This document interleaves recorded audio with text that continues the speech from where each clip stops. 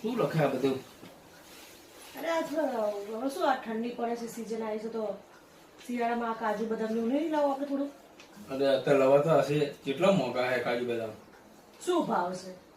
અરે 1000 રૂપિયા કિલો હશે ભાવ. તો હવે તમે મને એક વાત કહો, બદામ શું ભાવ છે? 900 રૂપિયા કિલો. તમે આ ગુટખા ખાવશો એ શું ભાવ છે? 5000 રૂપિયા કિલો. કાજુ 1100 રૂપિયા કિલો છે. સિગરેટ શું ભાવ છે? 4000 રૂપિયા કિલો. ઘી, દેશી ઘી 1000 રૂપિયાનું આવે છે. અને તમાકુ 2000 રૂપિયા કિલો. દૂધ 70 રૂપિયા લીટર. અને શરાબ 1000 રૂપિયા લીટર. તો તમે લોકો ખાવ છો ને? ફ્રૂટ્સ 150 રૂપિયાના કિલો આવે છે. સુપારી 600 રૂપિયા કિલો આવે છે. તો તમે સુપારીને એવું નહીં ખાતા? ત્યારે મોંઘવારી નથી નડતી તમને?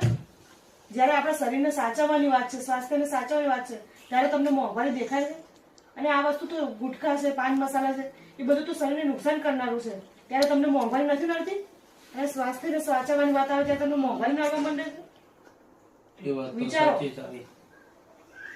સાચી વાત છે. તમારું શું કેવું છે મિત્રો?